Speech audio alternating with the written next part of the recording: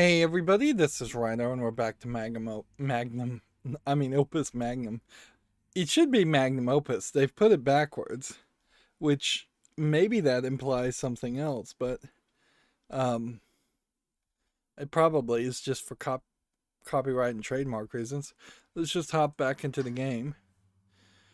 So we're going to be making life sensing potion to, I guess, better assist in this theft that really felt like it was going to be not much of a real problem and would have been done kind of after two or three puzzles.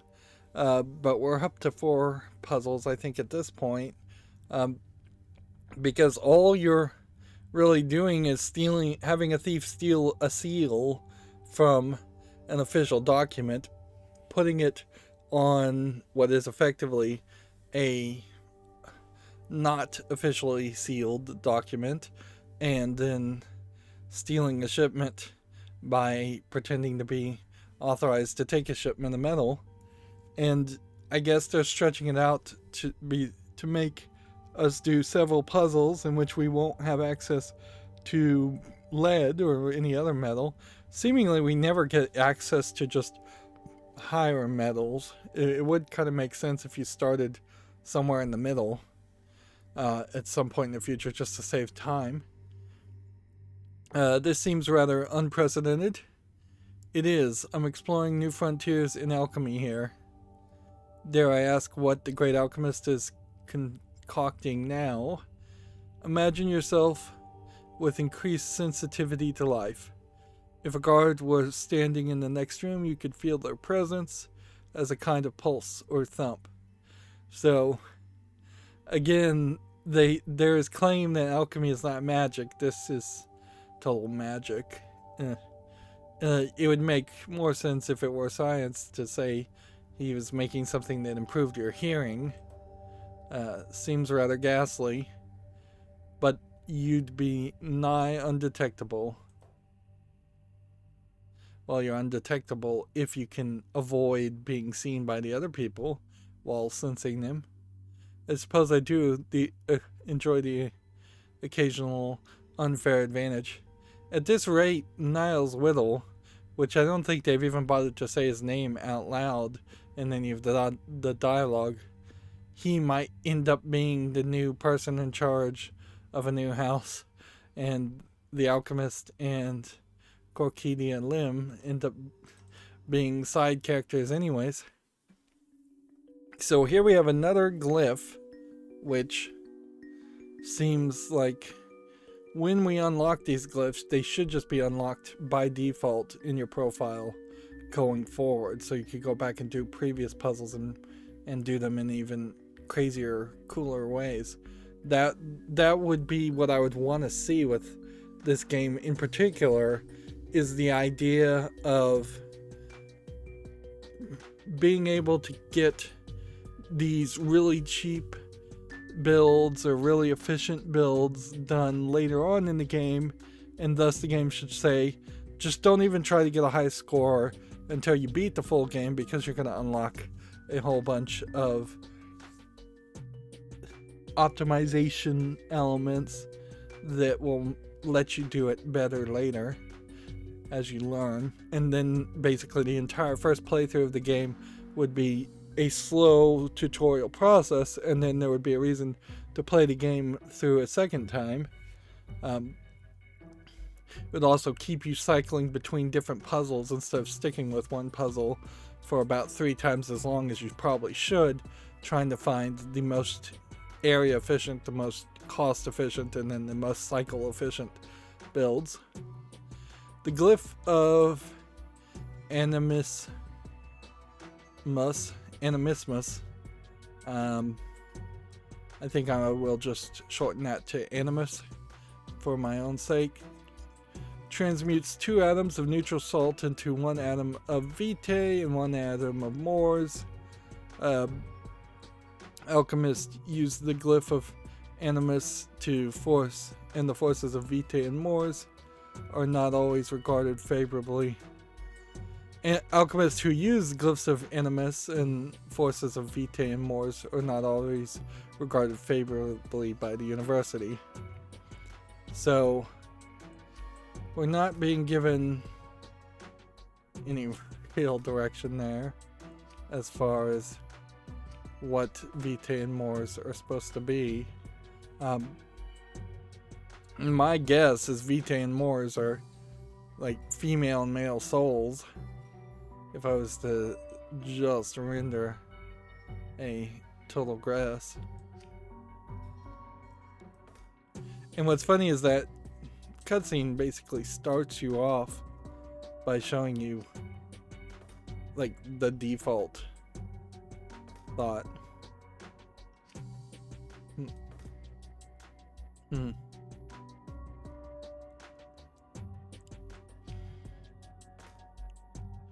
As far as just how you would deal with these two, you just have to turn a lot of things into salt.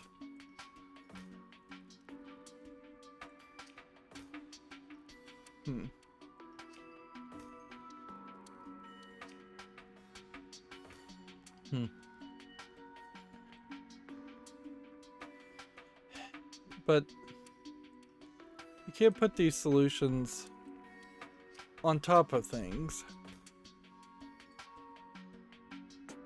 So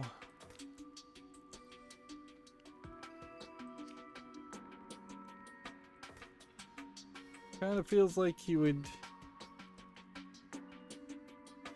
possibly just want to build this.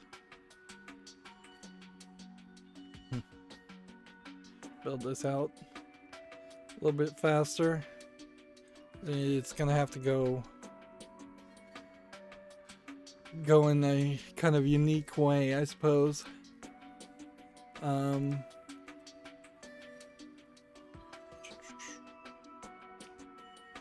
Pick that one up. We'll probably just pick that one up and then have that drop there.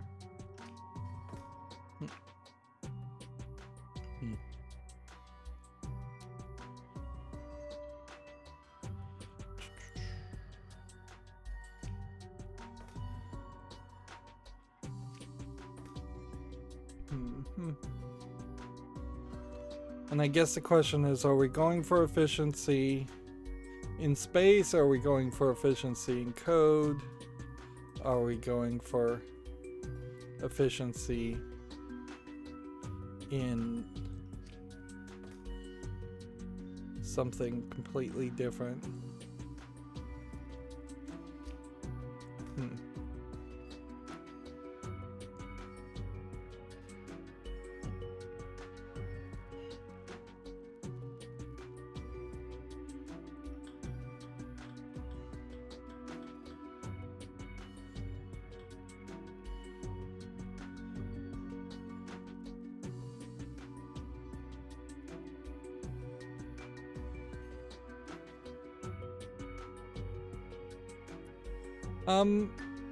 I think we should just go for a generic efficiency in space.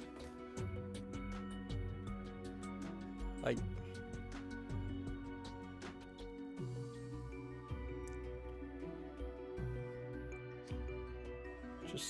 just to start things off.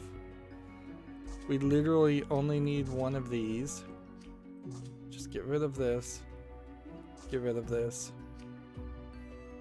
Get rid of this.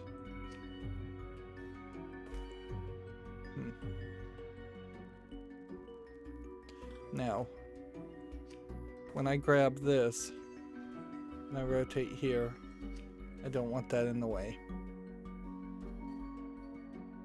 And that's my only real concern to start with. Okay. I almost wonder if I could put two salts in place to start with in one of these and gain some slight efficiency by just putting two here I suppose there is also a question about maybe rotating things. You could maybe gain some extra efficiency from that. But we'll try this. Plus. And then extend. And then reset. And then pick up another one.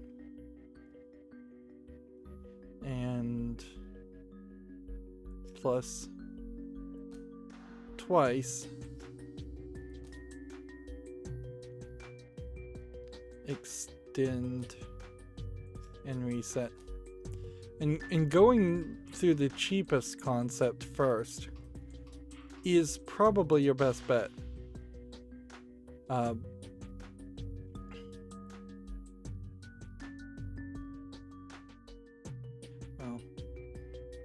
because anything else you do is kind of likely to just waste your time. Right. Drop. Retract.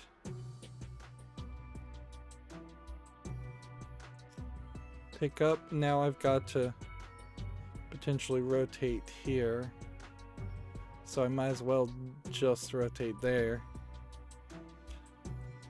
Sure. Why not?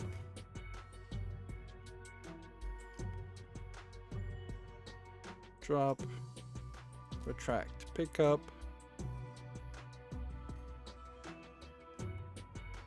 And probably put that one there. That.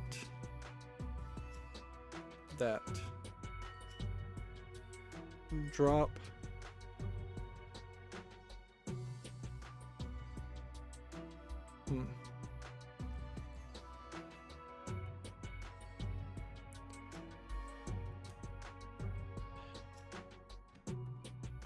That. Then reset. And then grab. Plus. And all these pluses I think are gonna probably get eliminated in favor of maybe rotating something. Like, is there a way to reach everything here? No.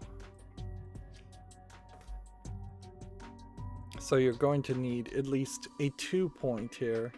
You probably don't need this point though. And slight changes like that.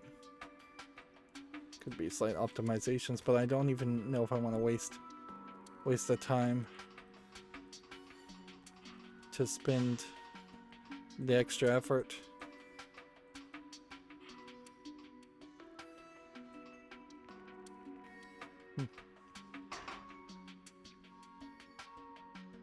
Plus here, and then rotate, and then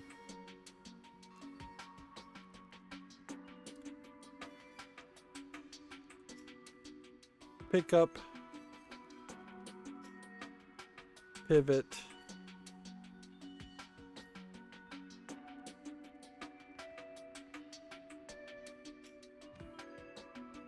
rotate, reset.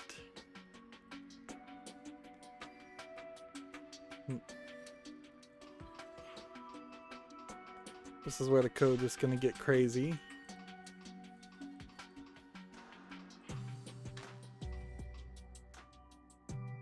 Rotated the wrong direction, but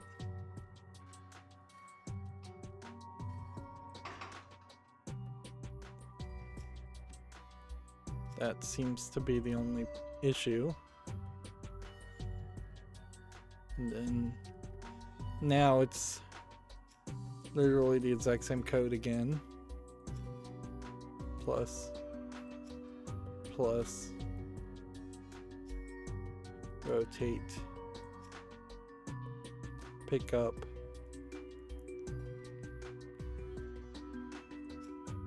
pivot, rotate, and reset.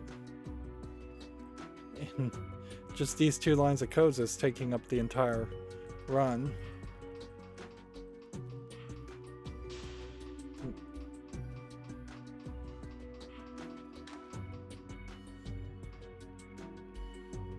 Right, and so that's going to use that spot. But I don't think we're even beginning slightly to consider optimization at this point.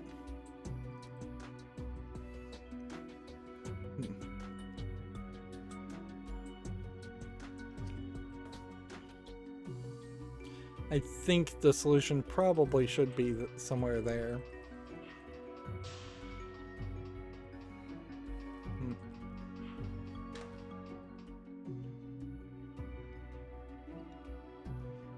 We probably should pivot first and then rotate here. That way just the center of that answer. Why is this pivot not working? Because that pivot didn't happen twice.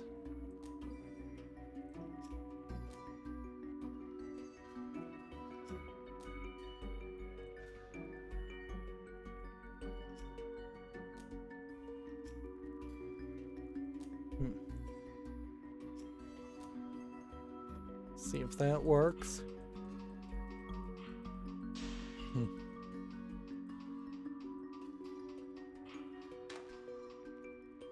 See, yeah.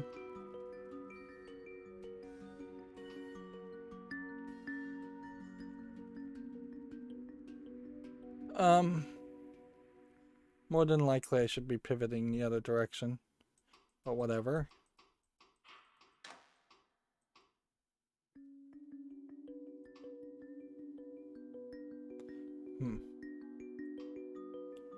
Then we need to create all that code again. Seriously, just give me another function. See if we can pivot the other direction and save some space by doing it that way. We may not be able to do it this way because this may very well collide with the arm.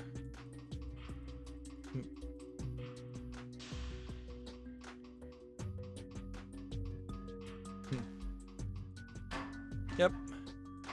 Can't do it that way.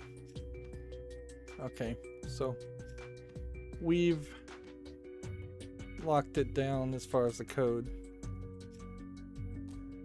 as much as we can.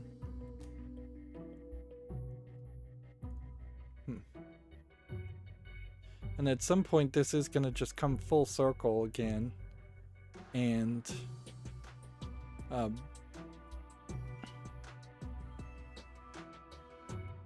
line up and connect the other end of it. So that is, I suppose, a slight consideration too.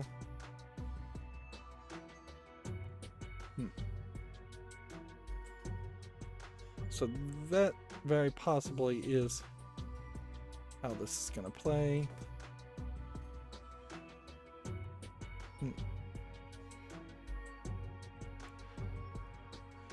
So we now need to copy it again, and then we'll do something slightly different, and then we'll come back and copy the code again. Why are we grabbing it twice?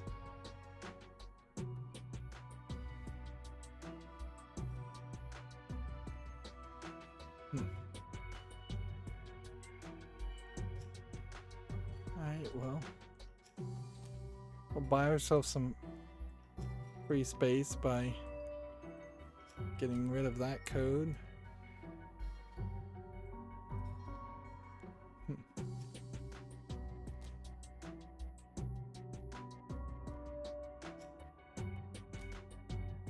Pivot, pivot.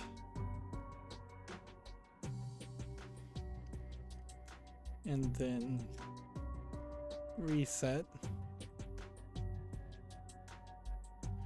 Or maybe we don't bother to reset specifically at this point, and instead, so you can't even leave a gap here without that actually adding to your cycle cost, which, yeah, I don't appreciate that.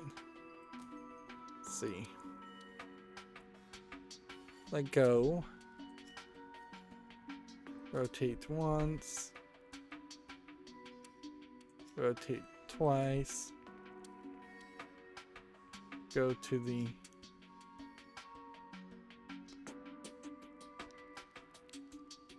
minus position.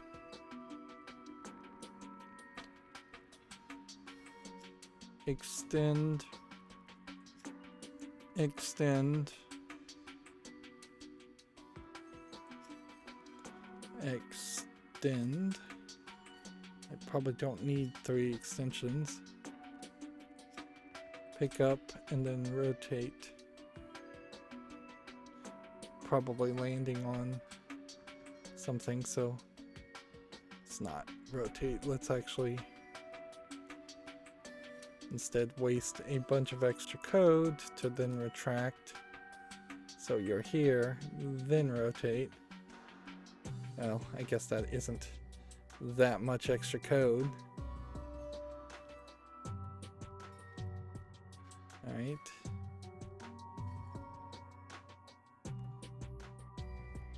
And then let go. Rotate again.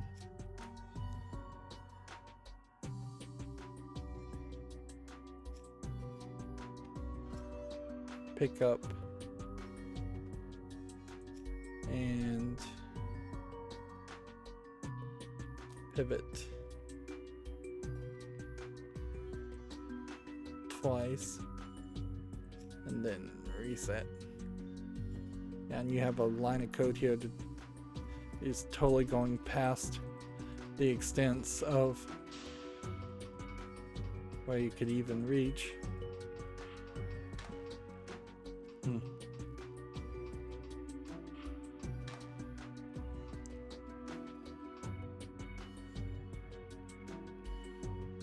Yeah, you're gonna use a lot of this space regardless, one way or the other. So I feel like this is probably a puzzle where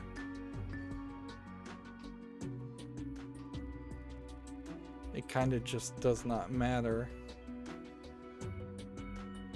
where you pick. You are just gonna have it hover quite far away.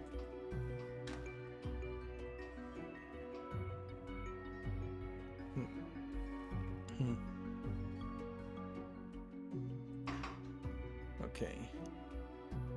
Let go. At that point, you have to go to the plus, then rotate. And so we'll say, yes, this touches this. Yes, it touches this one. Yes, it touches this one. It's probably also going to touch this one. I suspect it also touches this one.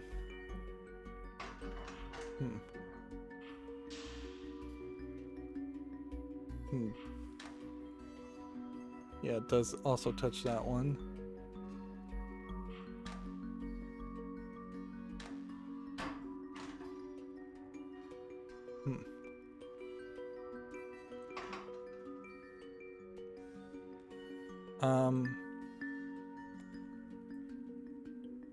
So it does touch that. I don't know a great way you're going to save much area here. grab it.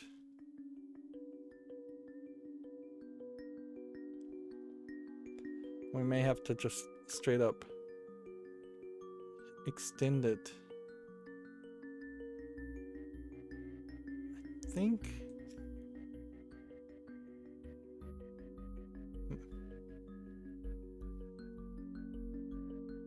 Let go and retract. Whichever way you want to do that kind of doesn't matter.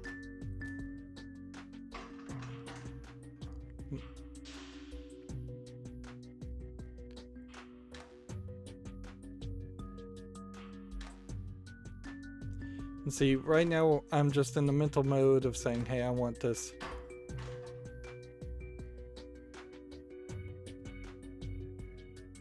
I want this to not be as big of a deal.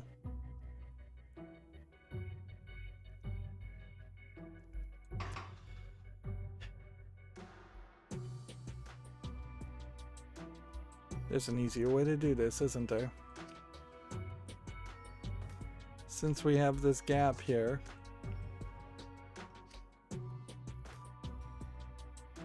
we can take a significant amount of the code out.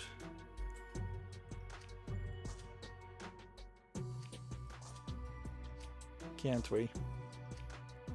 Well, that's what optimization's all about, I suppose. And since we're doing that, let's also start here. And just start rewriting the code completely. Version 2.0, even though we don't have a successful version 1.0 yet. Let's see. Grab, rotate, extend, and drop and reset. That's pretty much the same code.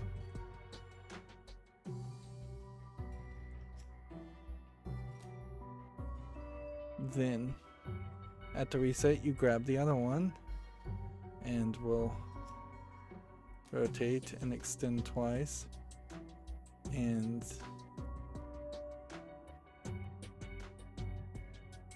actually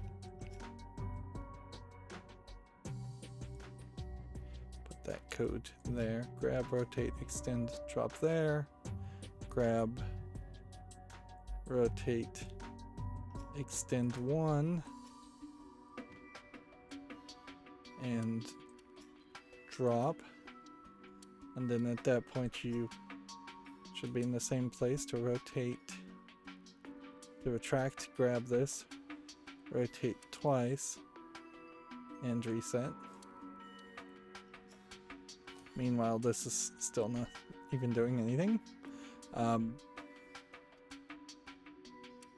So that much should be the same, just optimizing.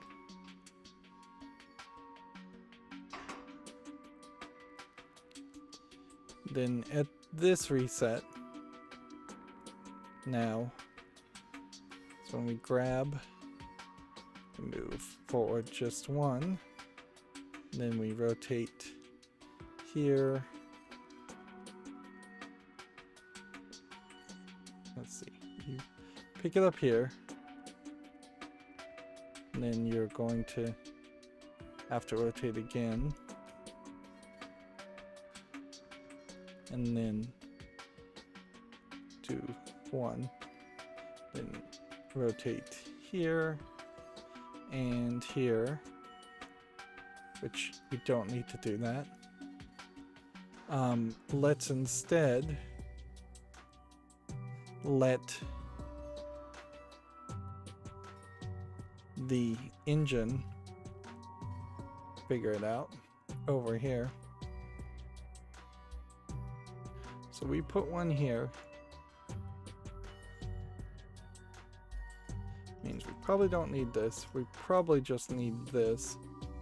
And we probably just need this reset. See if we can play it to that point.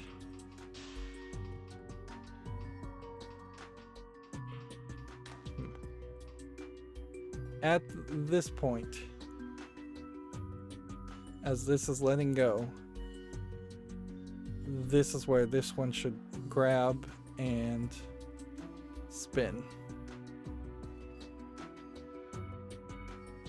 One way or another, kind of doesn't even matter. So, grab, pivot into the parts that we already have touched.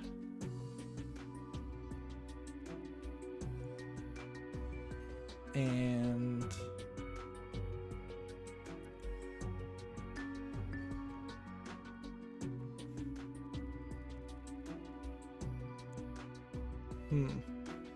is this really gonna work?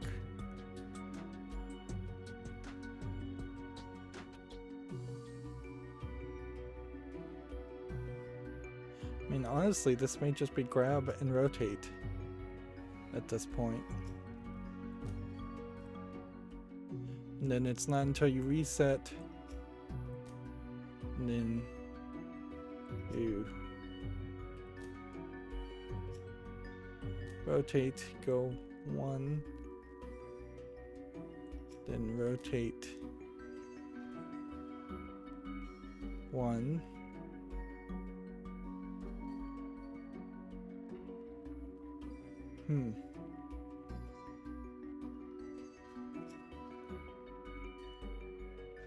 just let it go.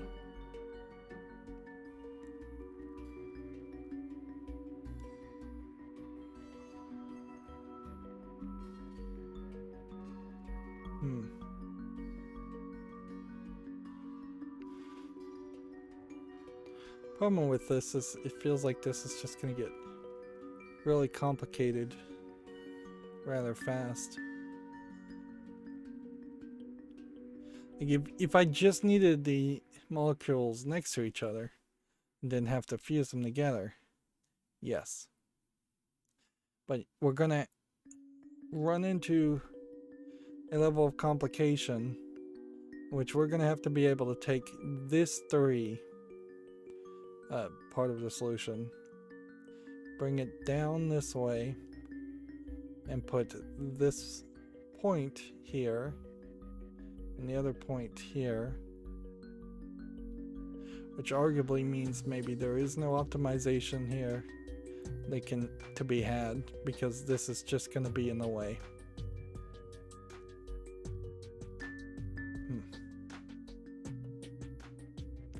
Because yeah, if I pulled this down and put it here, and pulled this down and put it here, yeah, I'm trying to use this piece for no good reason.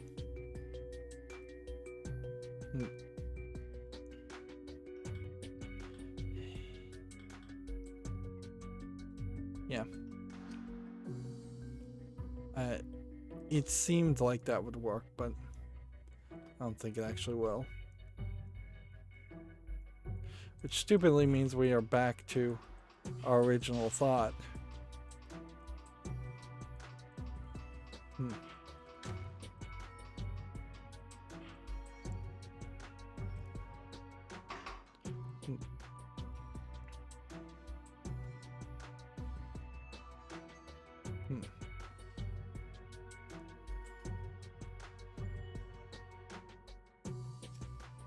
Which I think means we have move it there.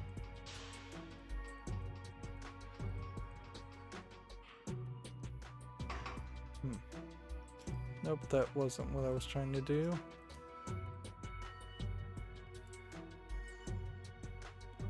It was this one.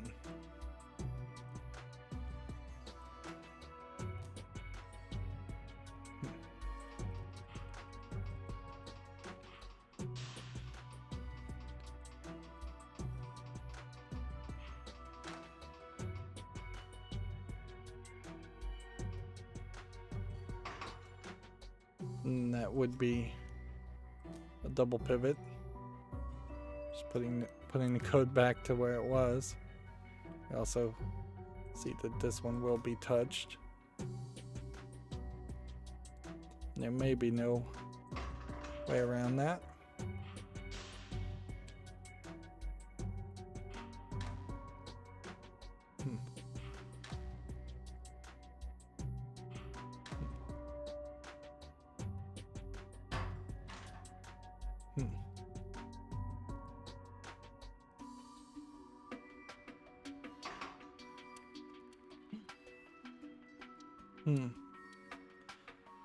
We missed something later on in this code, obviously.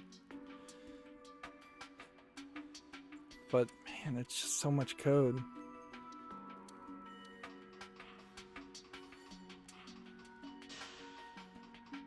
Like,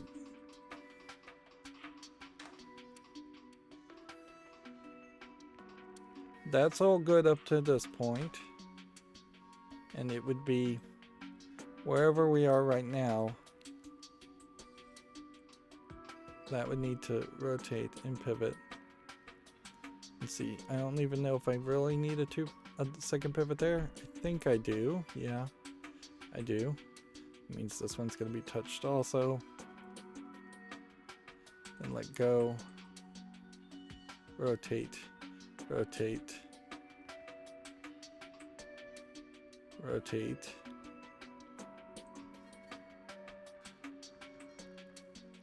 Pick up another one.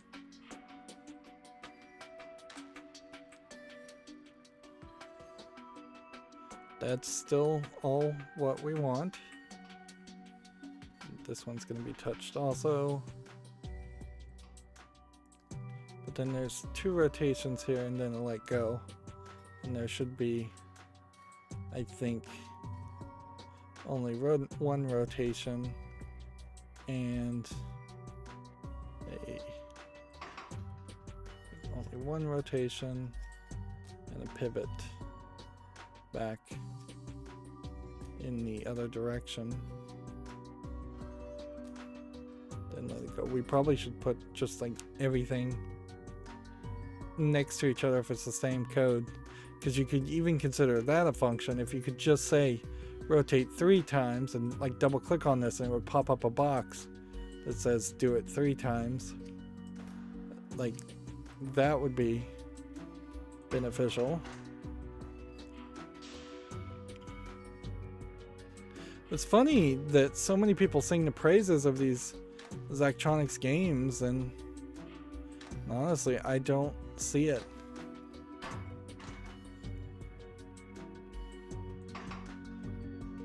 And it's not even marking where the crash was, oddly.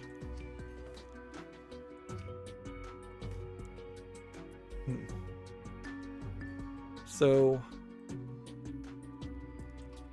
just because I wasn't paying enough attention, which is my own fault certainly, but I now have to cycle through all of this again to try and get to the point.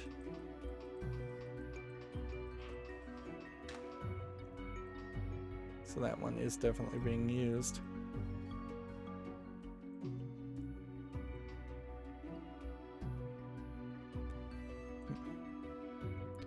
Okay, this pivot is missing a pivot. It needs 2 pivots actually. More.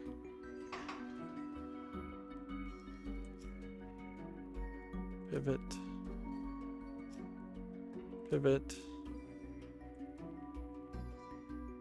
Which is my hope. Means I can kind of drag this and set marker.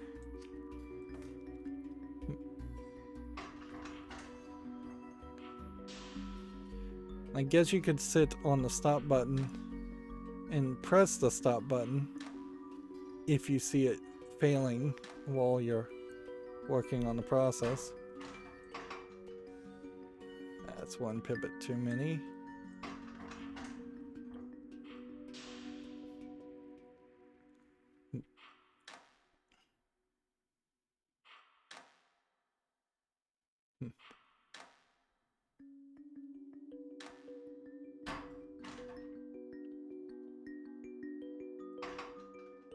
Okay.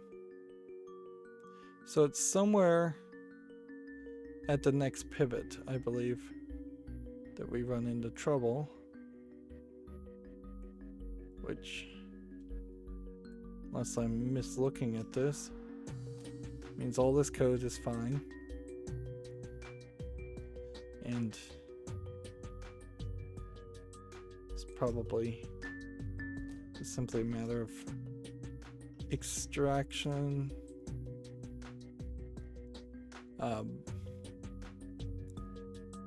rotating, and then retraction, and then reset. Let's just hope that works. And see, this will give us the solution once we get it all coded right, and then we'll just have to rotate the output to line up with whatever we're looking for. I think maybe we don't need 2 pivots.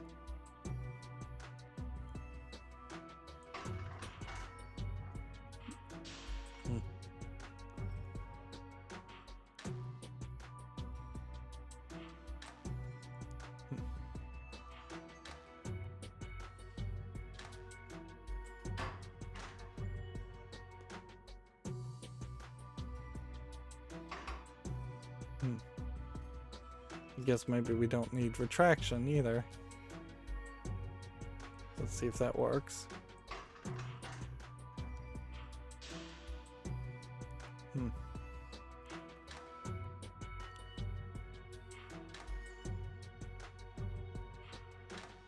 You know what? I'm not doing this right.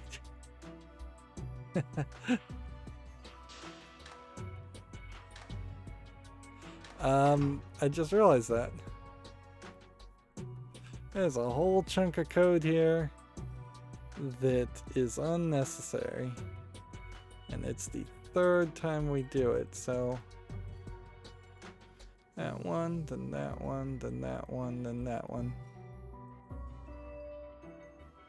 And just for safety's sake, I'm going to drag a piece here. I'm going to take this code. I'm going to drag it down here and see if that fixes it, because I only need 2 salt molecules.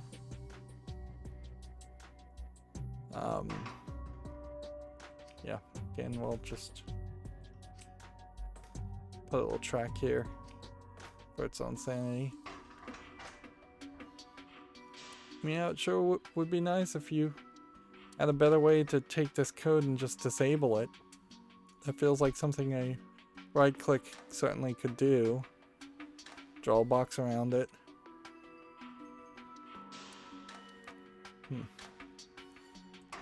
Okay.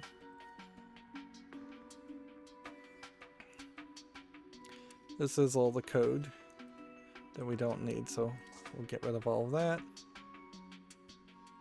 And then you have kind of a nightmare scenario in which you gotta drag code back.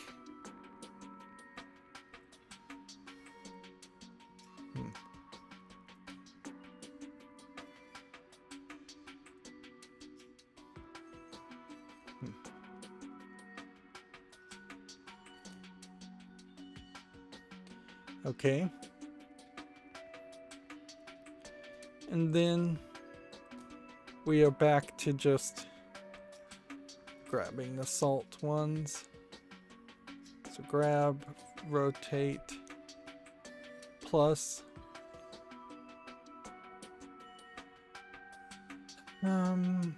Then rotate again. And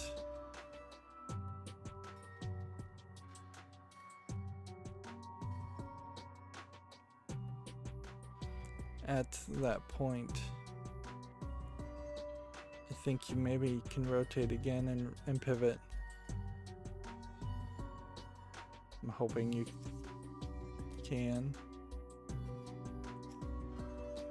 Pivot twice. Then maybe just unrotate and reset. And let's see how that works.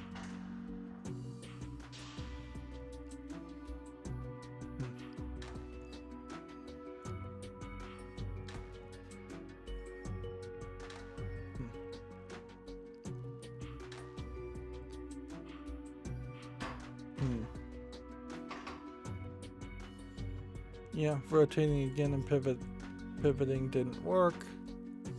Let's just extend and see if that works better.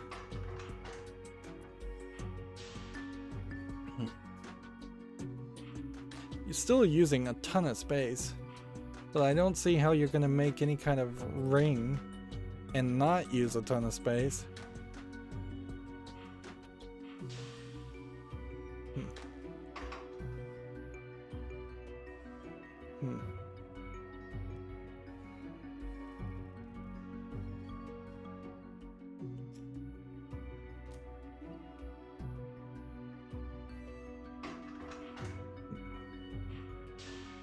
Yeah, and I'm definitely back to more of just let's see what happens debugging mentality than trying to think the code through and visualize it in my mind. A lot of times the code I do just visualize in my mind, but okay.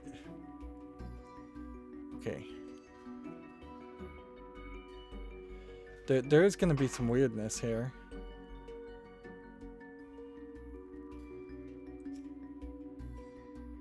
Retract and reset. And I think I've got the code enough that I'm gonna just go ahead and we'll put one space in between it.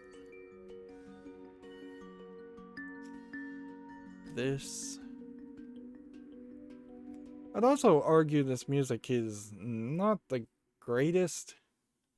It's not terrible. It's not irritating me, and that would be a killer certainly in programming, but little dinging sounds is a dangerous choice. Certainly.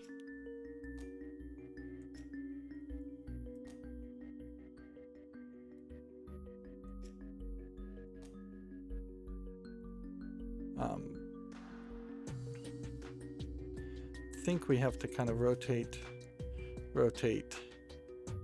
and at this point retract, and then also extend, and then reset.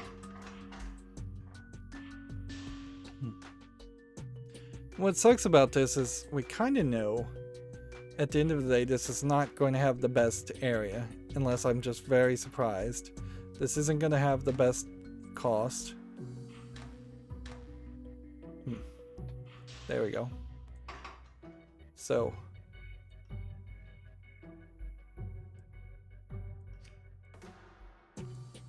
the final orientation, without actually having to think about it, is this. And it seems like probably these two pieces are also being touched. So we can't even really see what's going on because we're trying to keep an eye out on everything else that's happening.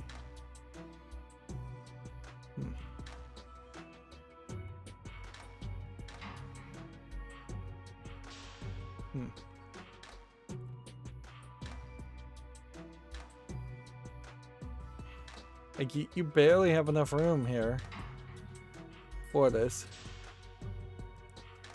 And it's just a massive amount of cycles. It's 31 area, it looks like. And like 90 gold. So as far as expense, what can we get rid of?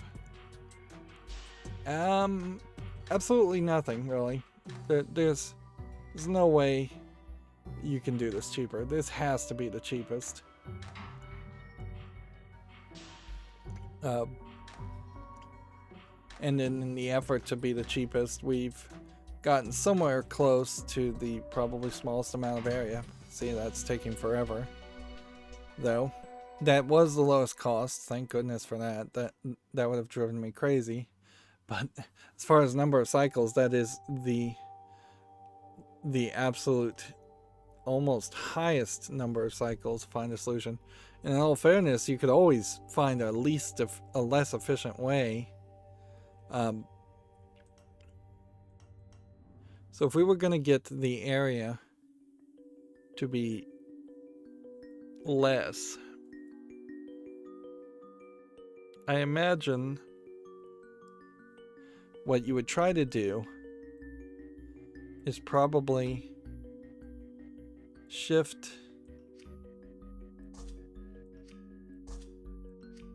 all of this so that the solution is here, and that would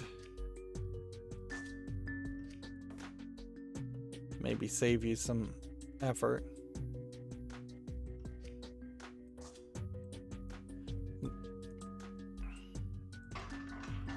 Just without changing any code, if we look at how often something hits something there,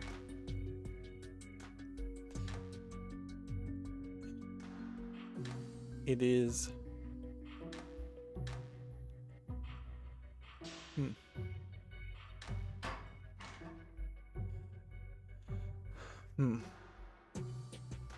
it does seem weirdly like it kind of doesn't matter one way or the other way. It seems like you just are going to end up hitting things.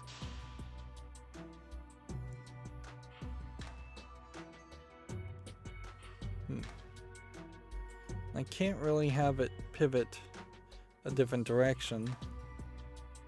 I could try different code to push it further in directions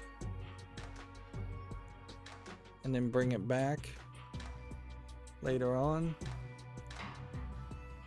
But you can't really have anything here. So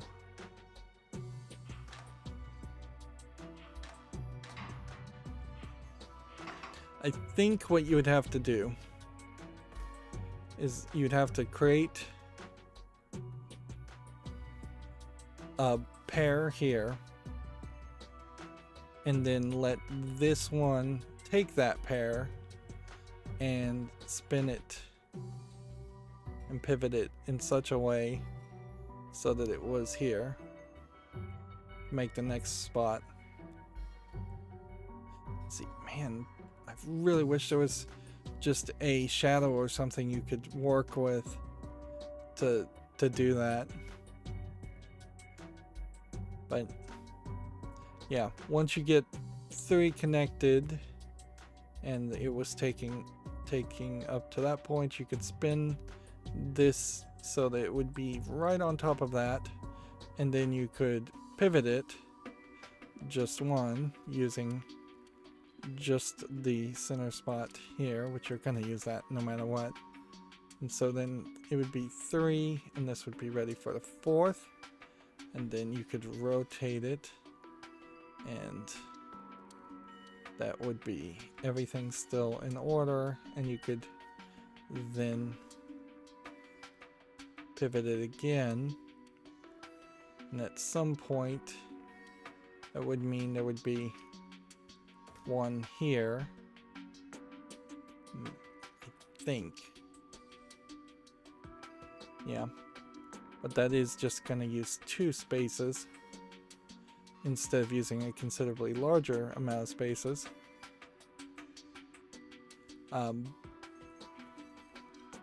So without really doing the code, I think that's your area solution. Let's talk efficiency though. Just for a moment, not that we've really been trying for cycles. Yeah. Just start completely over. We want, if we line this up this way and we start with something like this. Okay. And we were to have this section merged with this section, and then a little bit of a rotation at that point. And if we were to do this and this, okay.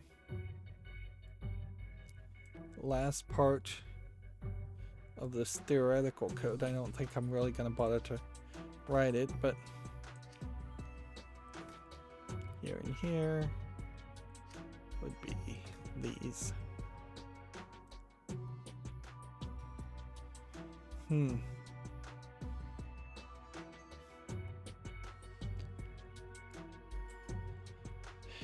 Yeah.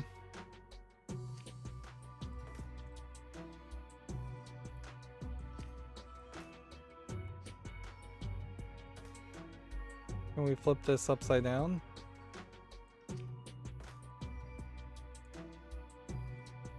Seems like you can. Okay.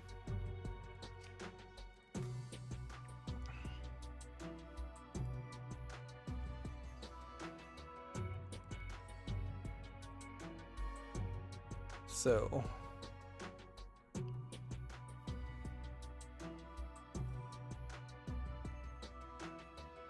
how do we solve for this?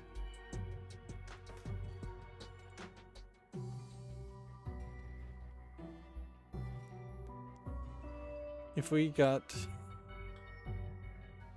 need one of the vitaes and one of the mores to end up in opposite positions. We also need a way to try and pivot this thing in its center location, which I don't see a great way for that to work, but it could work, certainly. You could pick up this here and then bring it here and rotate it, and that wouldn't crash into anything. And you could pick up this here and then bring it here and rotate it.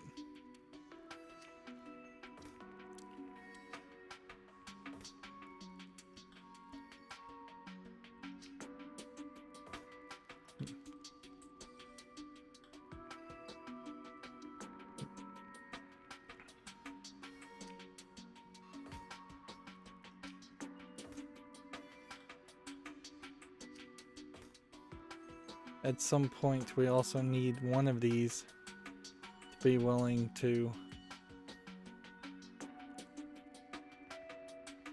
bring it all the way to the edge. So bringing one out this way.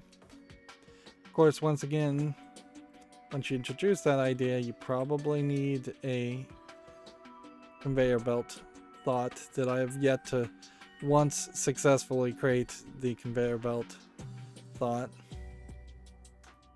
Alright, here's the problem now. These salts.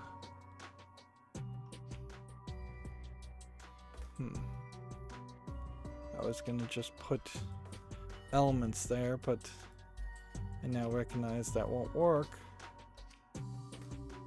So we're gonna need something a little bit smarter.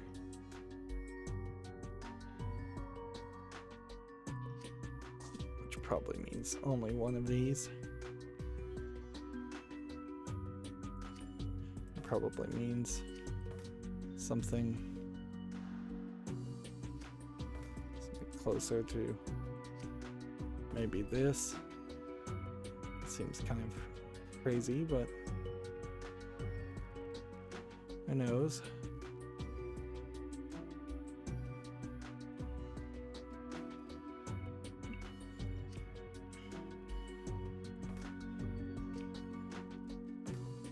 Like, I'm not sure that having 3 reagents really helps anything anyways.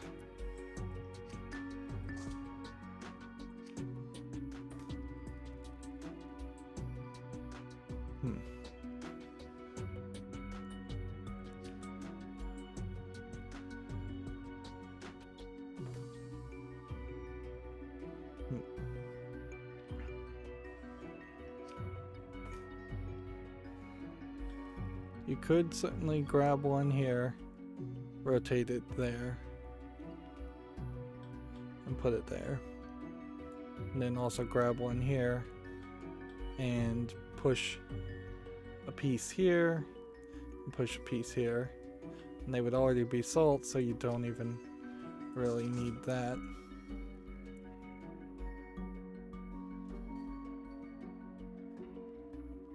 And then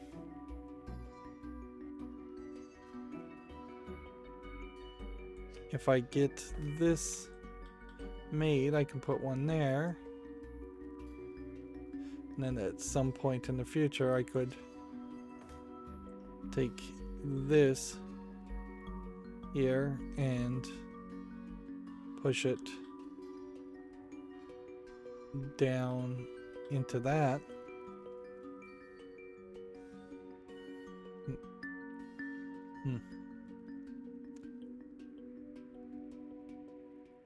Which arguably means we may not need the salt.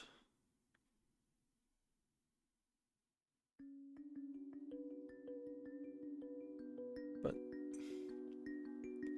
question is, how do we get more? I think you just kind of have to rotate things like crazy to get more. As long as you can get a grip on something to rotate it and potentially move it into the right place, you can get some optimization there.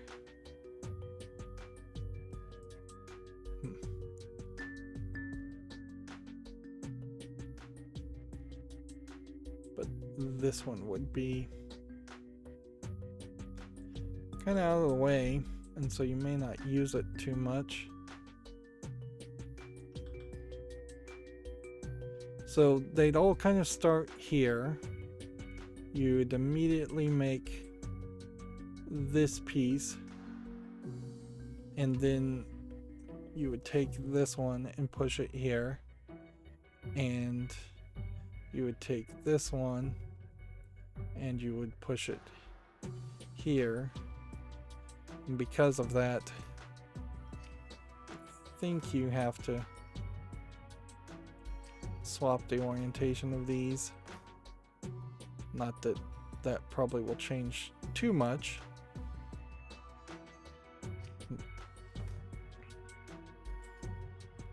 Yeah, and it's just not worth the time to even show the basic beginning of the code here. But yeah, I'll try and pantomime it. You'd start here, you'd turn this to salt. By running over this, you drop that there. Then you would come back here, you would turn this to salt again, and then you would push one here, and then you would take this and pick up this, which would have been created by that point, and then you drop it here, and you have no way of putting anything here. But you could certainly have this one, take this originally. First step would be take this, turn it to salt, put it here, and then you could have it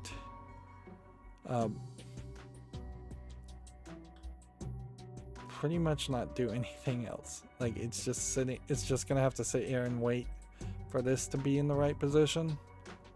So once you have two of these here connected, you would move this to this point and pivot, and then you would basically wait for this to do this. And is this really adding to the efficiency even as I think about this? don't feel like it really is.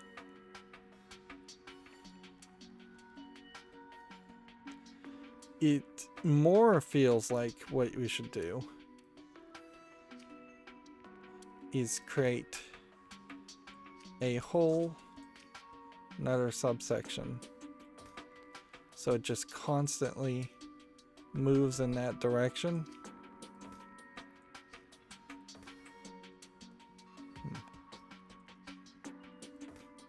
And not even bother with like pivots.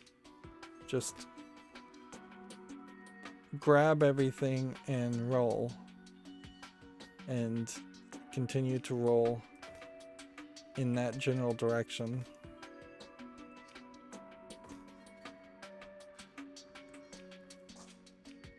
Like you could kind of make something that looks fairly interesting then.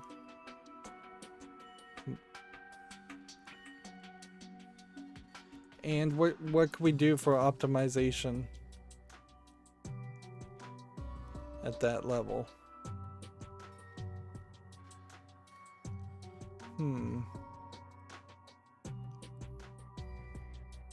Because maybe what you could do is just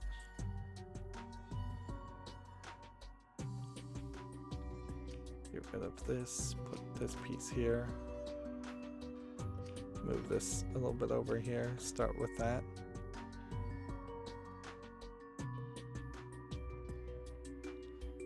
Could we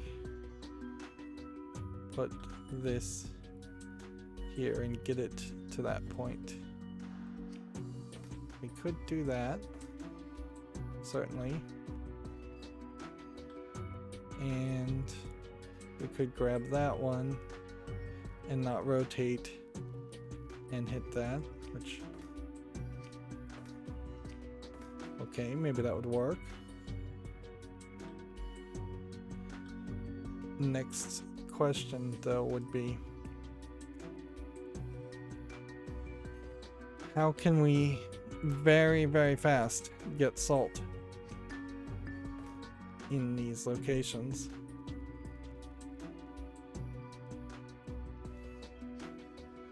Particularly if we're just going to try to move as fast as possible on these spots. Just get rid of that one.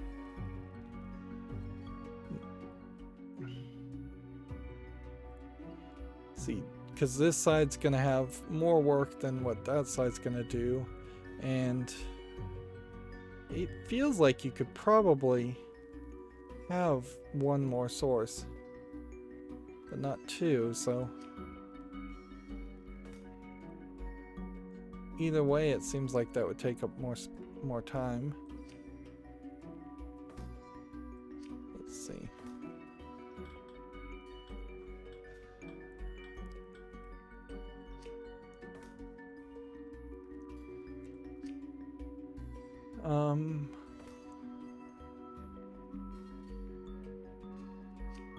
This here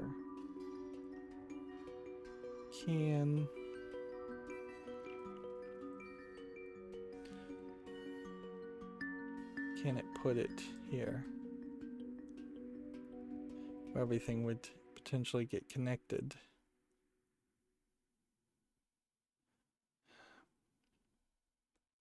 No, I think I'd have to switch this pattern around if I was going to do that. But it does seem like that might work.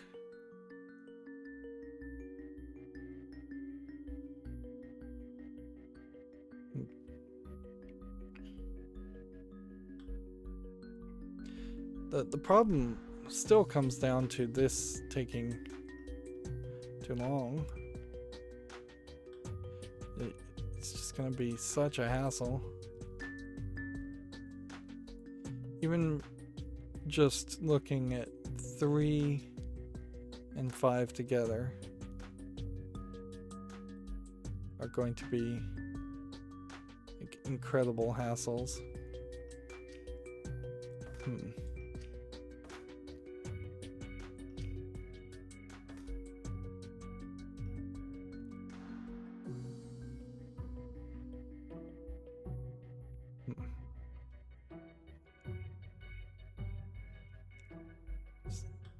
Yeah, and you can't reach the salt that way.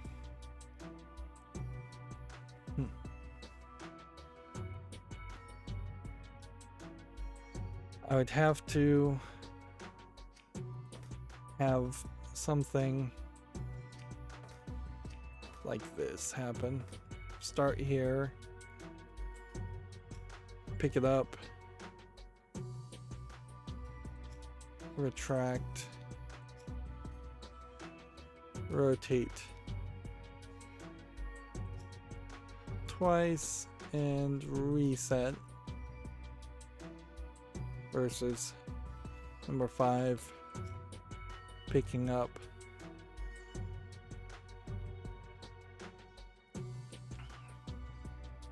rotating,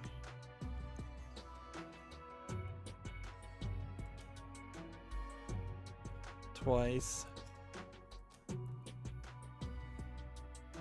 extending arms. Actually, reset's not even what we would be doing. And see, I think I've just pointed these to both go in the same direction. So which one of these can actually reach the other direction? Neither of them can.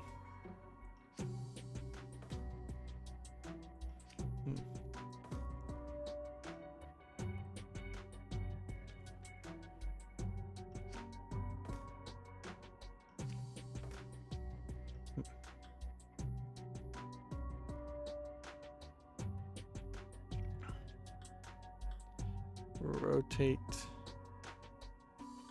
subtract, turn, retract, extend, then extend. Okay. Retract, rotate once, extend, and then at both those points we should drop, and you should turn one more, and then grab, and you should extend one more, and then grab,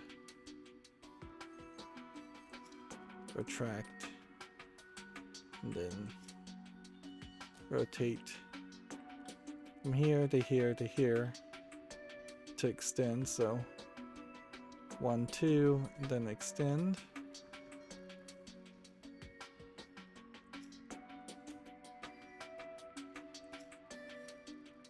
And then I think at that point you reset, whereas you at this point will grab this, so you need to rotate 2 more and then extend also. That and that. Extend, reset.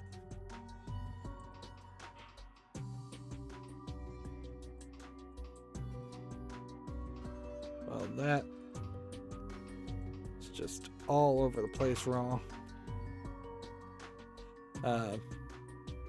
In several places it's wrong. Like, this one rotates too much, should let go. This one doesn't need to extend, it should let go.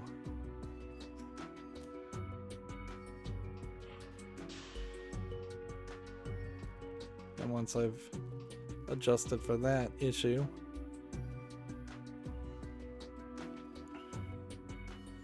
okay. Now, the question is, since we've got those 2 sources using that, where can we bring in the efficiency?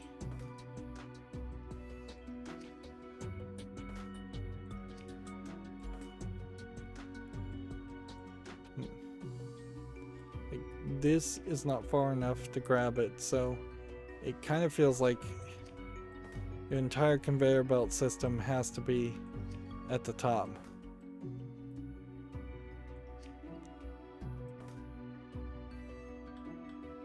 Which that's not completely unbelievable that you would potentially have just what I suspect would really be fixed length arm conveyor belts. They're just gonna bring everything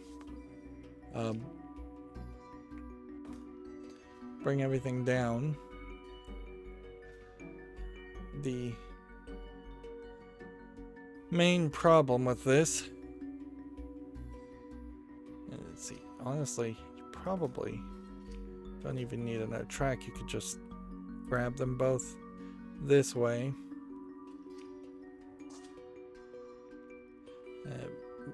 Unfortunately, though, this is still going to be at some level your point of release, and then you're just going to go back into a conveyor belt. How do I get these two pieces into the right spot? Or do I not get those two pieces into the right spot? And do I just rotate the whole thing?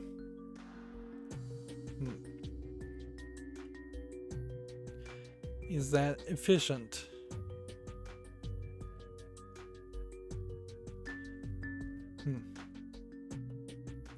Yeah, there's a stupid level of inefficiency that the most efficient solution here may have. I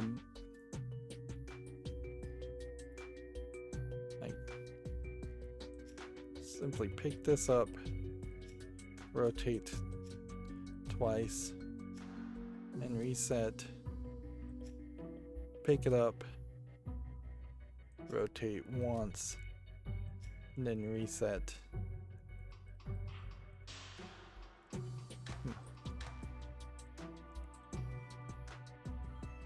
And see, that's at this point where you would need something else working in your favor to have those two pieces ready to go.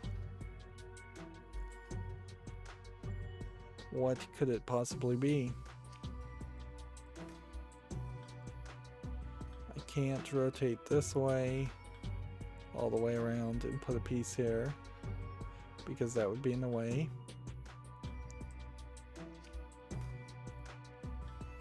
I can't hit it because that would be in the way. I can't, I think, hit this. Well, that would work to try and increase your speed in that process. I think we'll put 5 with 1 up here. So 6 really should be with 3, since it's gonna try and just counter that same idea. Let's see, rotate 1 and then reset. See if that works. It needs a little bit more of a delay.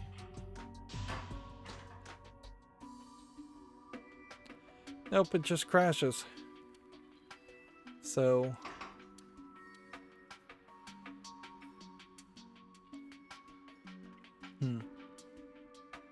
yeah,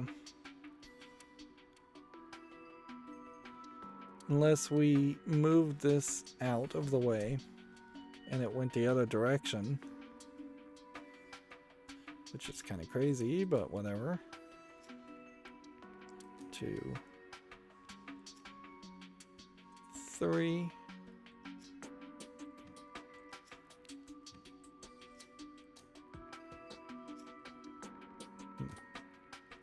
see how that works. That does buy him enough time for number 4 to work. Of course, the next problem would be we'd probably have to put number 4 on a track.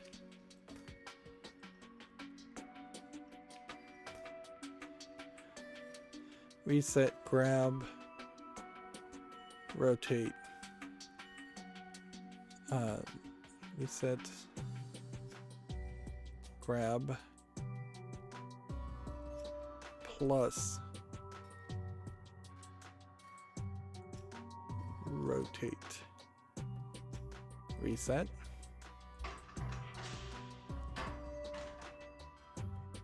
Problem though, that's too early. See if we can bump it that far. Nope, it is still too early. Probably have to bump it somewhere here.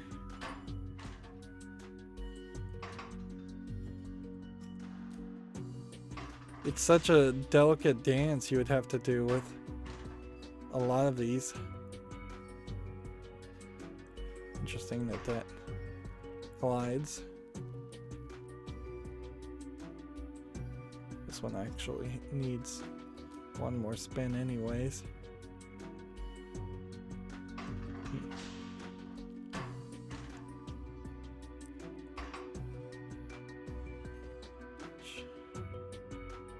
Yep, means we need another delay.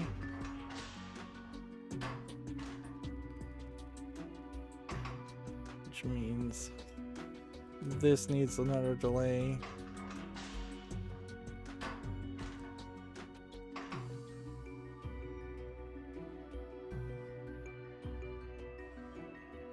I think kind of all this has to be fairly delayed.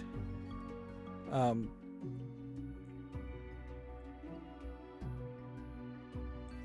thinking here, and then all of this to something like that.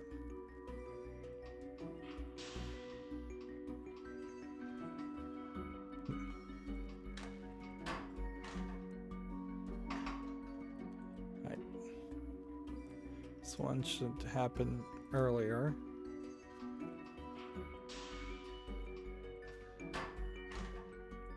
But not quite that early.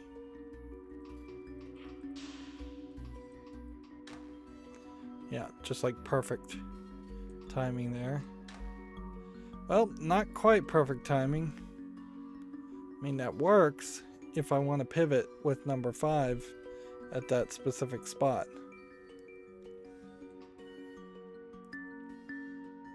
Like, if I want to give number 5 something else to do, which that may not be too big of a deal. If we did, in fact, it might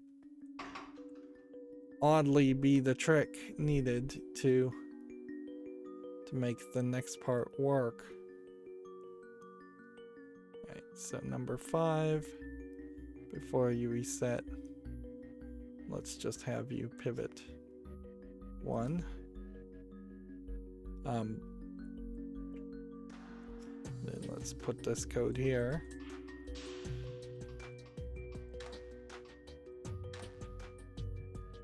Now, is there an argument towards the idea of maybe just pivoting again?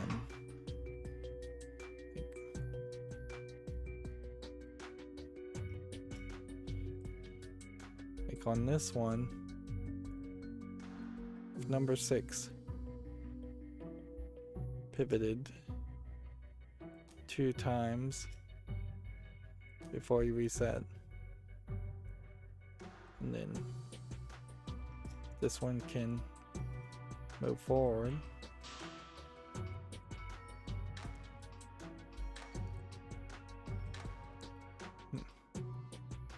It's not like those two are doing anything.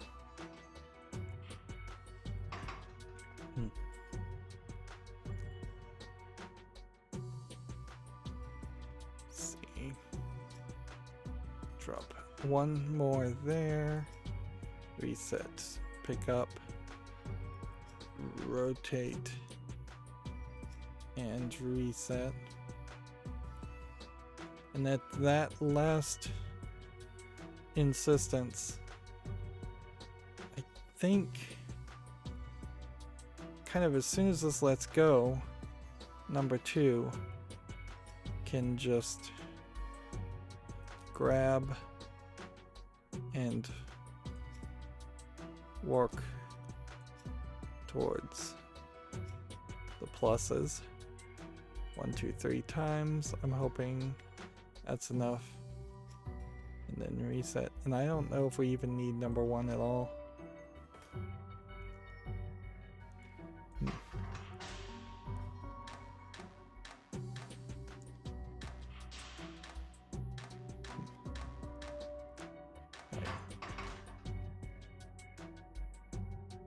Let's see.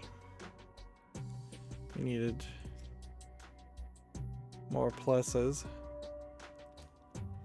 Although, at a certain point, you might be able to have just swung everything to save time.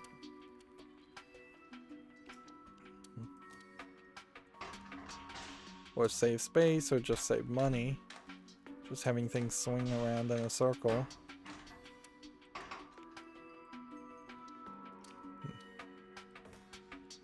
See how that plays.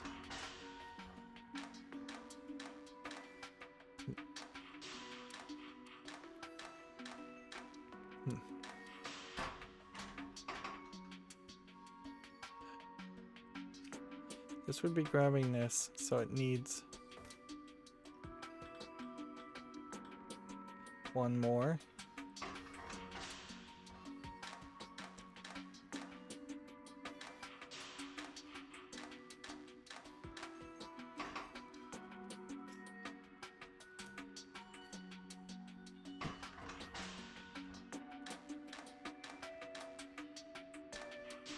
And you do just have this like odd delay.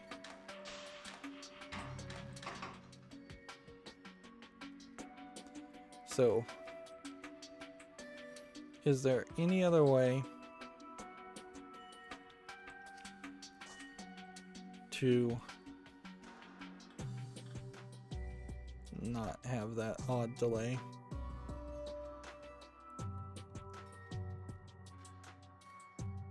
See, number 2 has to put one there.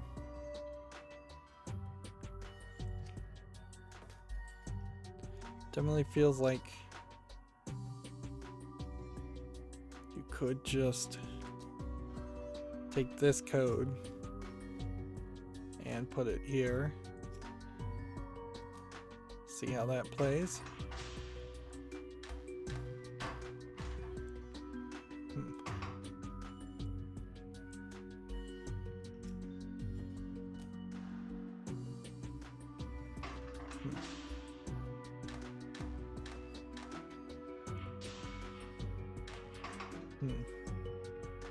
Slightly there, just gotta change the direction. Also have to really question, is there a need to not just start at that point?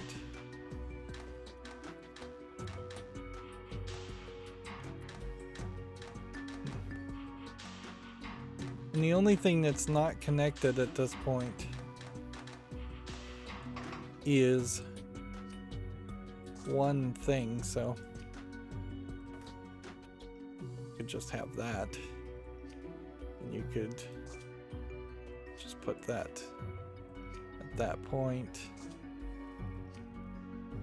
and at that point, and then that means 2 less pluses Do I have to start at?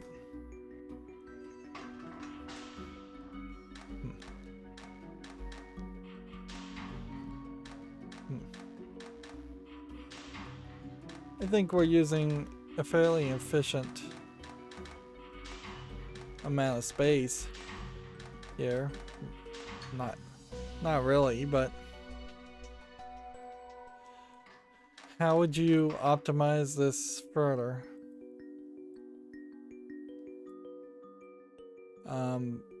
To get rid of space, you'd obviously just make it super long. And I think we may have even shown the space solution, or the beginnings of a space solution. I can't even remember at this point. To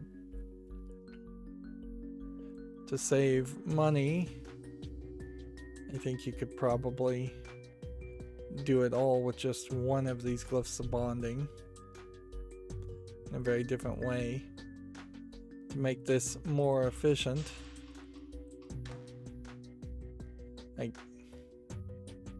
There really is no reason for this code to not kind of execute earlier.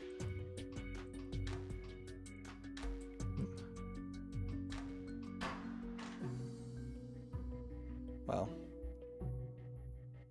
maybe executes a little too early, or maybe not. Maybe we just replace that with that. Rotate, extend, then reset, and then instead have that one start at that point.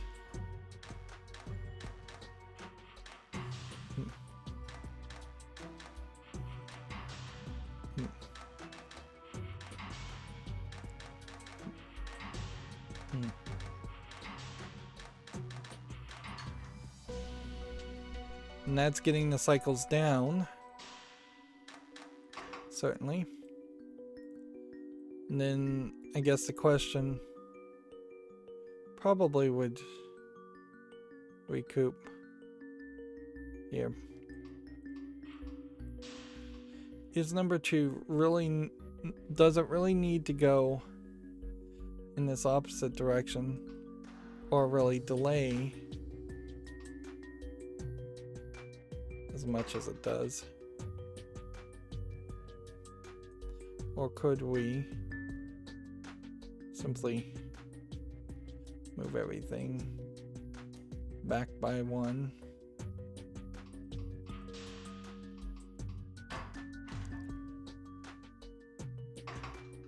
Alright, that hits, so that one can't go back.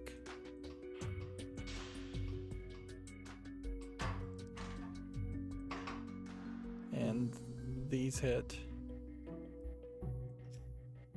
so that can't go back.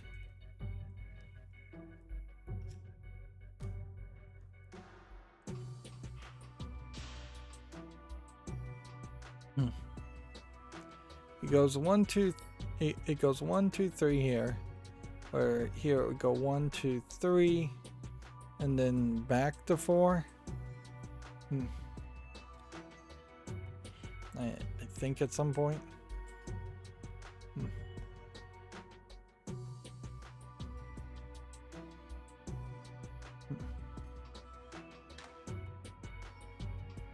That seems like that's as efficient as it could be, with maybe the exception of 2 could move a little bit faster.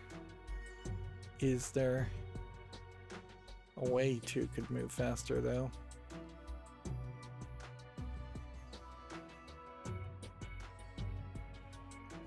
Because it's got to get from here back to this point. Does it do it by retracing its steps? No, it takes the shortest distance.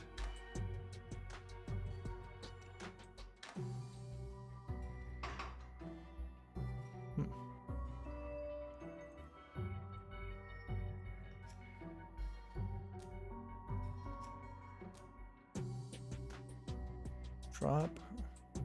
Then rotate, rotate, grab.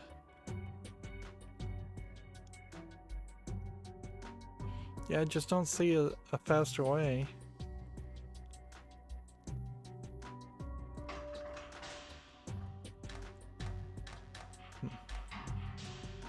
And since something is all waiting for something else to happen,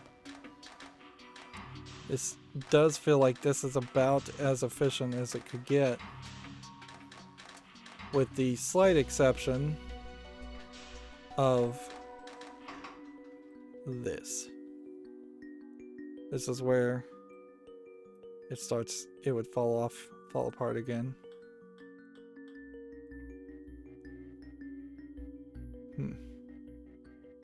Instead of resetting, simply have that one get out of the way by one, and then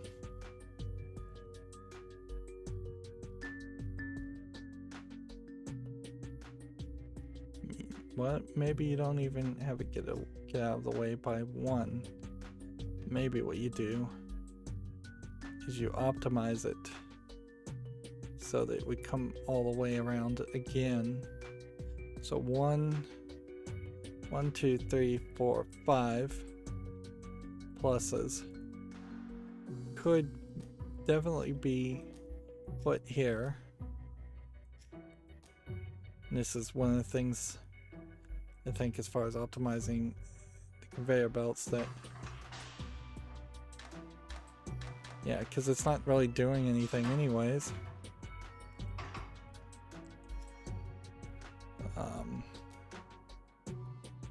Drop.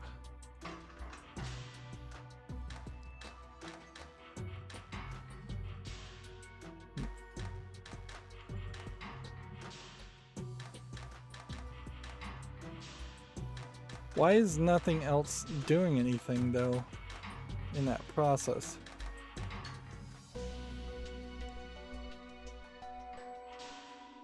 I don't get it.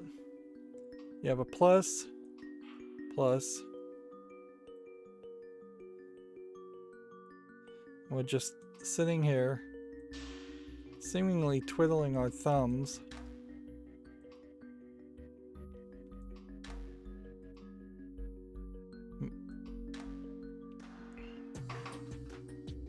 I think I see the problem.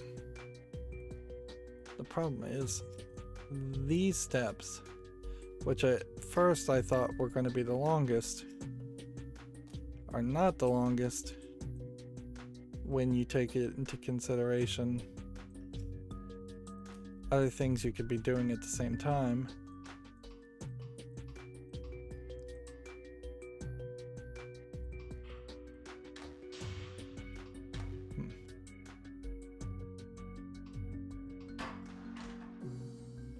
Of course, code is going to get crazy if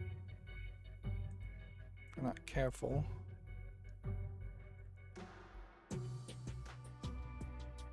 This much I think you can all do at the same time.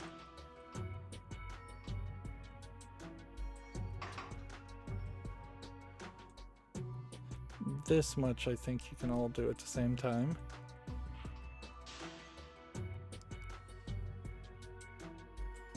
Right. Now,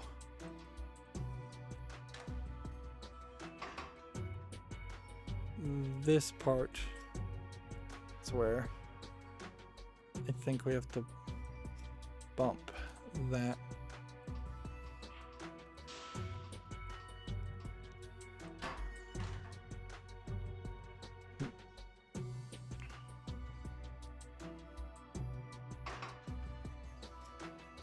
Bump that again.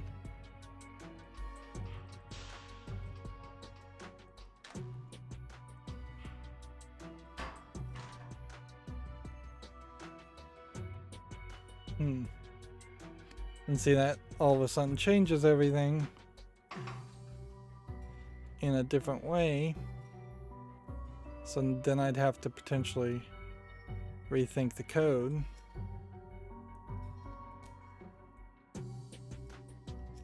Which, yeah, I don't think it's worth that effort.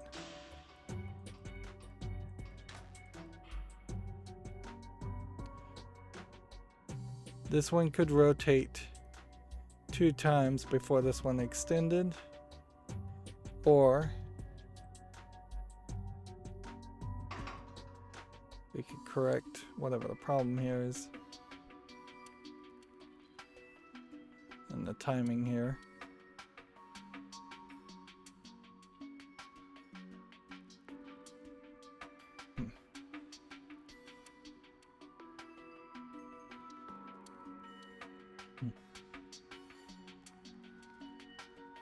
Number 4 kind of needs to be the first thing to move.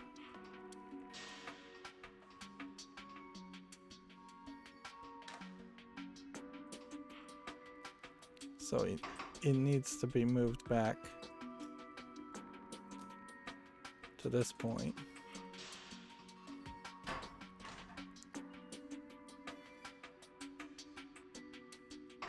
And then number 3 needs to wait its turn. Probably that won't work.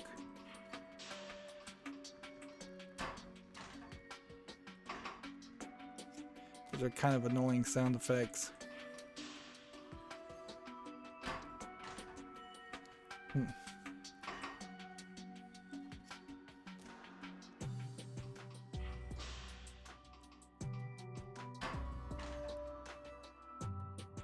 What else is trying to grab it? This one.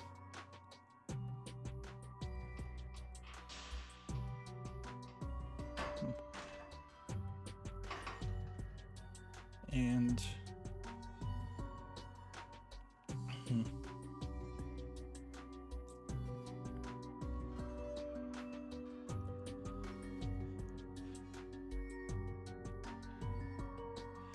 there's probably some craziness here where if I took this and put it here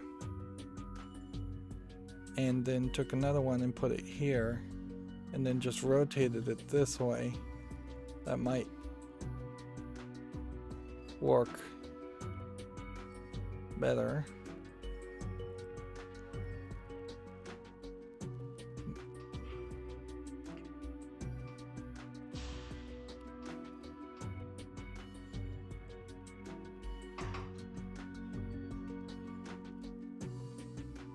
But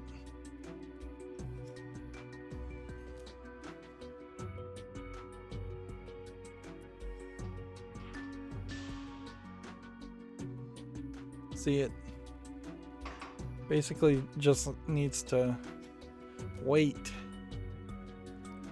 and have that gap before it rotates again.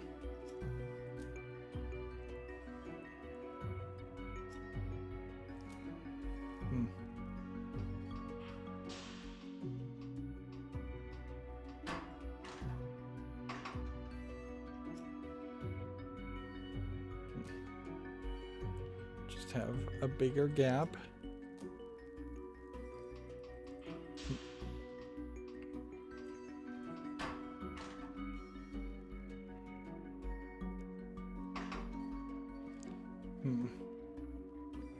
Can I possibly run this earlier? I don't think so. Yes, you can. Well, and that made it. I think that made it all in the right number of steps too. Yeah.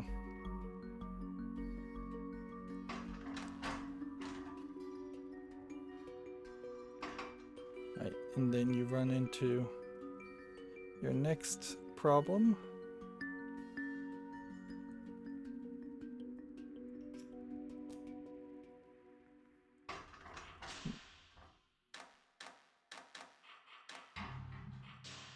Okay.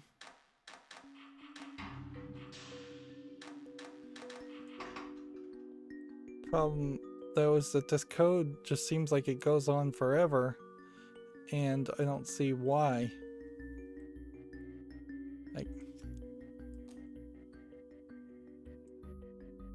You can only use one of these.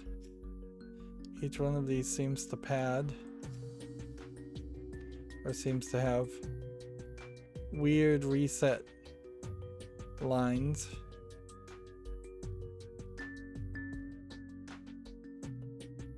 Which it just doesn't make sense. Something's happening on every line up until this point.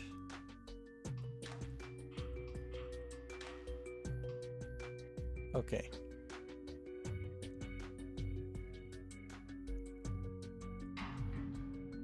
Then all of a sudden, for no reason, both 3 and 4 just do nothing. Effectively, I think just repeating the large gap of space in front of them. Okay.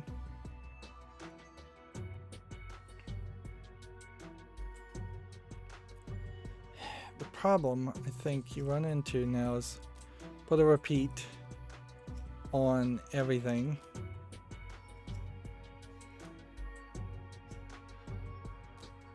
As soon as possible.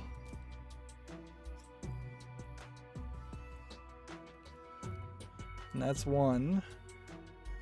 Let's see if that works.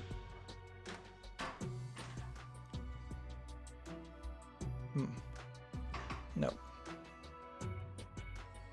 It doesn't work.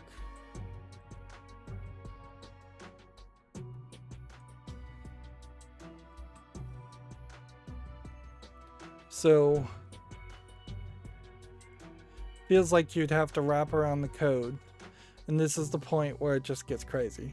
Like, it's in no way worth your time to try and wrap your code around and say, well, on the second loop, after a very specific spot, here, at this point, and maybe even a couple steps earlier, these could have started their next cycle. 5 and 6 could have, and assuming that 4, 2, and 3 don't move too fast, they could probably start their next cycles too.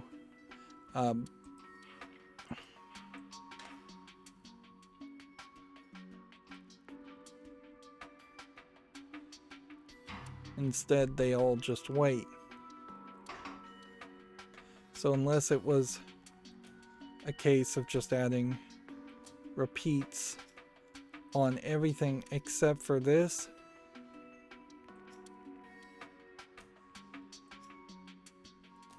like, this is where these really would have been better as parallel programs that didn't even concern themselves with other people, or with as yeah, I don't get it. Let's see, if I was to drag that here, can we at that point try and repeat everything? Or do we need to repeat everything? Like, either this code needs to be tied into each other, or it needs to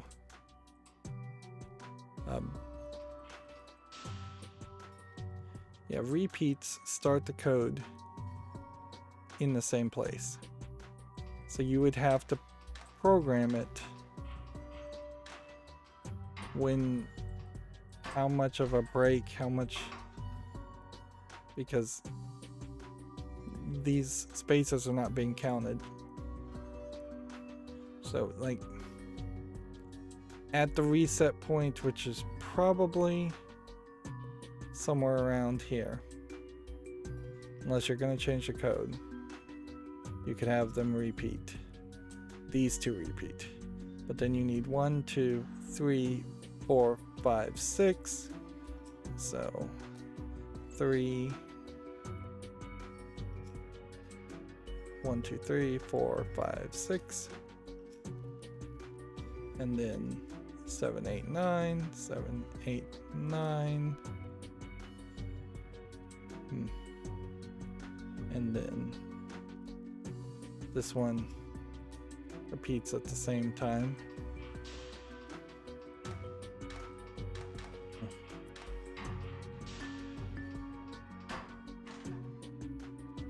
Yep. Then it would just be once again a matter of tweaking the code. You really could just spend the rest of your life on code like this, and you know, it might be better, it might be worse, but it probably isn't worth your time.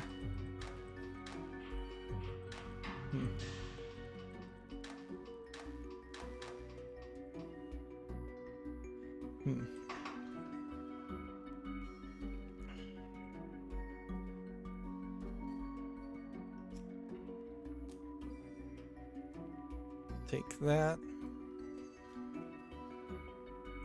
and repeat that, starting there. Yeah, you can see how the code is just going to get crazier and crazier.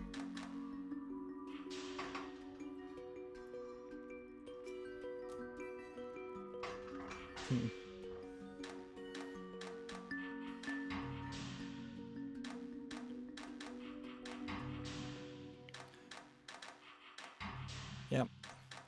And see, this isn't by any means the final form of this code.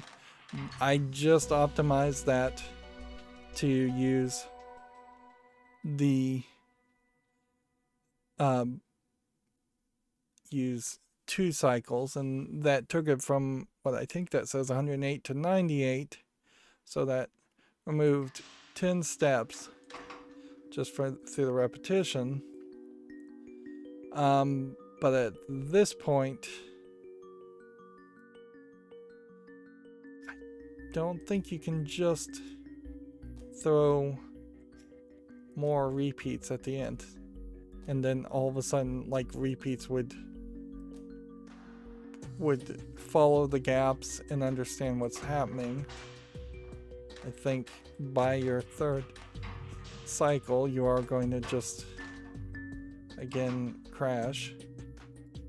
You would have to instead figure out the exact gap again, figure out the stopping point, and line everything up.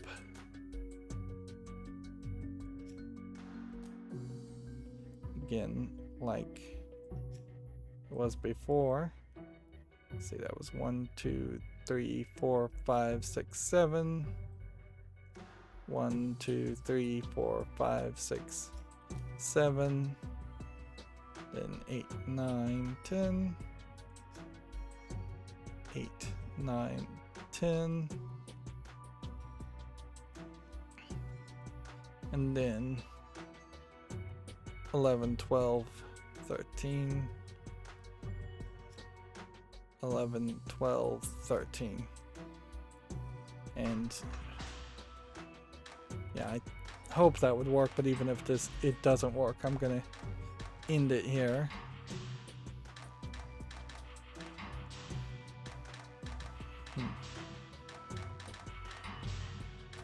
The problem with this is, as I increase the efficiency, or try to increase the efficiency, which in this case it didn't actually increase the efficiency, and so you might have to think of some new tricks. It's still possible you could do better.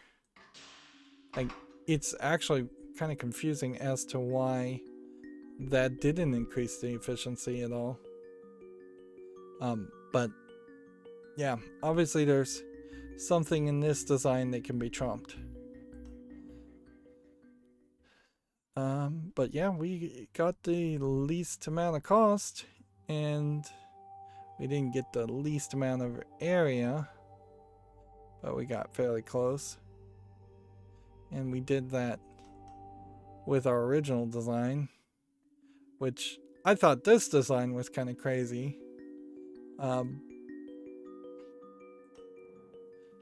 it's kind of nothing compared to what you're trying to do here to speed things up. Let's look at the story. If I were to use this and go to the market, would I collapse into a quivering heap of nerves? What was this? Life-sensing potions. The effect is subtle, but you may want to avoid crowded areas while using it. You say this though you've already tried it. You say this as though you've already tried it. My confidence and reasonable certainty isn't enough for you. Over the course of my life, I've learned that trust is not something to be given lightly. Especially not to alchemists. That's a fine thing to say in the presence of a thief. Alright. So, yeah, there is definitely a question that could be asked as far as the potency of anything we are making, because the alchemy is theoretically making the purest version of compounds, and almost certainly if you're going to think about real chemistry and real science, you would water down a compound, or you would stabilize a compound with additives and other mixtures. You wouldn't just drink 100% pure of almost anything. 100% alcohol, it would be 200 proof alcohol, and not likely to be very tasty even. See, you have all these earth pieces here, all these earth pieces here. Like, how do you get around that? You have to keep that in your mind. So, I don't want to get rid of too much. I'm going to get rid of the fire. That way we can do this one and this one. We can leave this earth piece. Well, we probably should do this earth piece and this earth piece to unlock more earth pieces, so that we can do this earth piece and this earth piece to unlock more earth pieces. Air and air touching together. You don't want things touching together. Earth piece. And this one would give you an air, so that's probably a better move.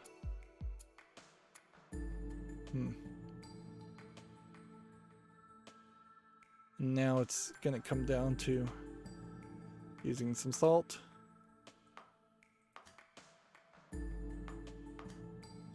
These two are touching together, so we'll get rid of that. Air on salt.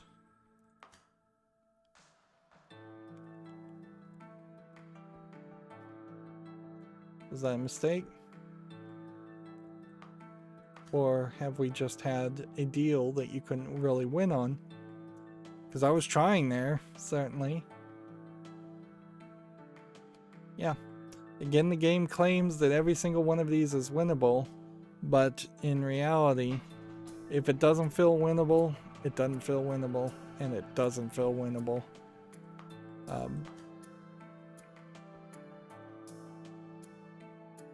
So I made the one match available to me. Now this one won't work on Mors or Vitae, and it won't work on Mercury, so I do the next one that is available to me. So now you have a choice of either a earth or an earth. Earth and earth would reveal fire.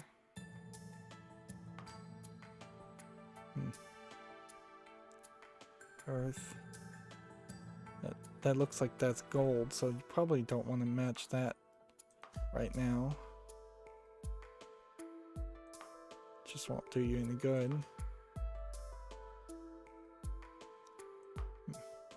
These two don't match each other. But if I use this one on this one, it reveals just a third one of these. If I use this one on this one, that was a salt, not a gold. Okay. So that did let us move forward for one more turn. How is that winnable? How in the world was that deal winnable? I would even cut them some slack and say they probably did program something in there to test all the puzzles to see if they were winnable, and something's wrong with their code. I would even believe that. But what we don't see here is a delay or a redraw. So if it was actually testing, then I would have to have assumed you would have seen a reroll occasionally or a delay in summoning a puzzle. Unless these were all pre-constructed puzzles, just looking up in a database, which that would totally be doable also.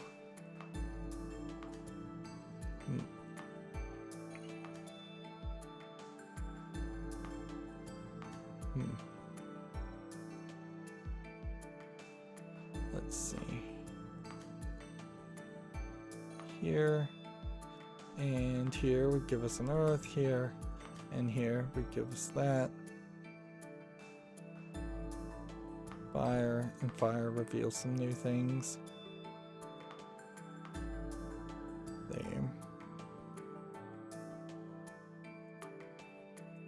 Go ahead and try and reveal as much as possible.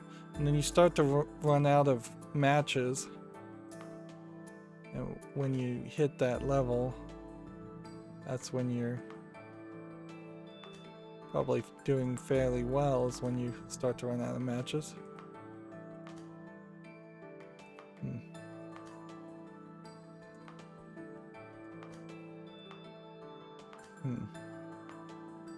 Let's see, once you hit this level, you kind of know you've won.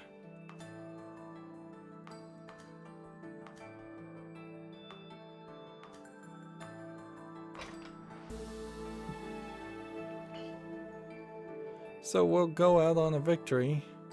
Still would need 5 more wins to even move the story forward. And that's probably about as far as I'm willing to take this, is to get 5 more wins to win 10 games to get the story to move forward. As far as achievements of potentially playing or winning 100 games, I bet it is actually winning 100 games of Sigmar's Garden. Like, I just don't think that's something I want to do. We still haven't seen the other version. I know there's at least one other version of Sigmar's Garden, although it feels like there should be maybe 2 or 3 other versions. I don't know if we did as many puzzles today. In a lot of ways, I think my mind is turning to mush as I tend to do these recordings in large groups.